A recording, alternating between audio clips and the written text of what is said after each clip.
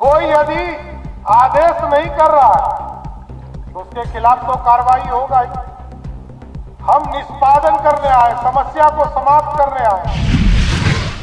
बिहार में जमीन रजिस्ट्री को लेकर अब एक बड़ा बदलाव होने जा रहा है। राज्य सरकार 21 मई से नया नियम लागू करने जा रही है, जिसका सीधा असर जमीन खरीदने और बेचने वाले लाखों लोगों पर पड़ेगा। सरकार का कहना है कि इस नई व्यवस्था का मुख्य उद्देश्य जमीन रजिस्ट्री में पारदर्शिता लाना, फर्जीवाड़े को रोकना और आम लोगों को सुरक्षित व्यवस्था देना है। दरअसल बिहार में लंबे समय से जमीन विवाद, फर्जी दस्तावेज और धोखाधड़ी के मामले बड़ी समस्या बने हुए हैं।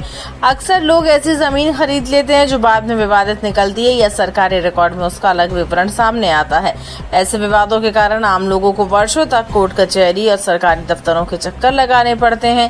अब सरकार इस पूरी व्यवस्था को तकनीक पर आधारित और जवाबदेह बनाने की दिशा में काम कर रही है। नई व्यवस्था के तहत अब कोई भी विक्रेता अपनी जमीन तब तक नहीं बेच सकेगा जब तक अंचल अधिकारी यानी सीओ की जांच रिपोर्ट नहीं मिल जाती। सरकार ने इसके लिए ऑनलाइन पोर्टल आधारित सिस्टम तैयार किया है। जब कोई व्यक्ति जमीन बेचने के दस्तावेज पोर्टल पर अपलोड करेगा तो वहां संबंधित अंचल का विवरण भी देगा।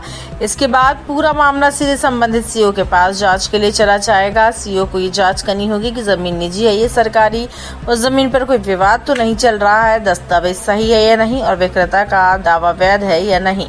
यानी अब जमीन खरीदने वाले लोगों को रजिस्ट्री से पहले ही काफी हद तक ये भरोसा मिल सकेगा कि जिस जमीन को वह खरीद रहे हैं वह कानूनी रूप से सही है। विशेषज्ञों का मानना है कि इससे जमीन खरीदने वाले लोगों को सबसे बड़ा फायदा होगा। फर्जी दस्तावेज, गलत रजिस्ट्री और विवादित जमीन बेचने जैसे मामलों में कमी आ सकती है। अगर 10 दिनों के भीतर सीओ अपनी जांच रिपोर्ट नहीं देते हैं तो पोर्टल पर अपलोड की गई जानकारी को आधार मानते हुए आगे की प्रक्रिया पूरी की जा सकेगी।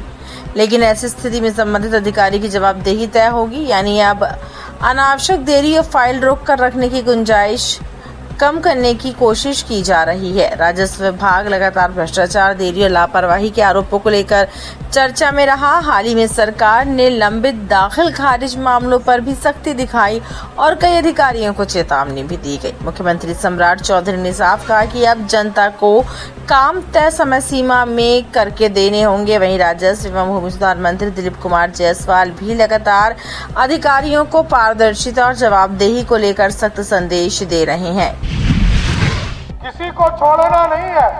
कोई यदि आदेश नहीं कर रहा है तो उसके खिलाफ तो कार्रवाई होगा ही। हम निष्पादन करने आए, समस्या को समाप्त करने आए। हमारा दायित्व है कि जिस भी समस्या से लोग ग्रसित हो उनको समाप्त करना है।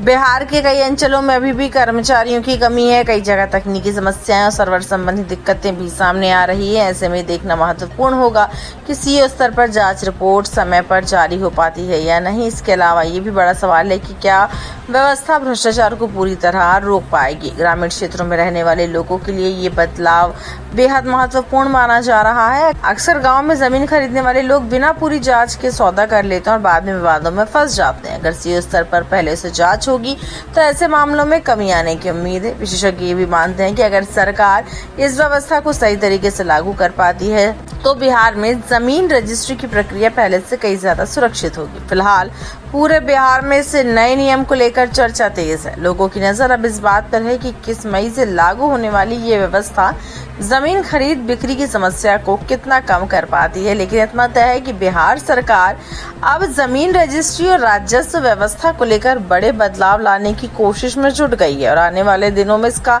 सीधा असर आम लोगों तक दिखाई दे सकता है।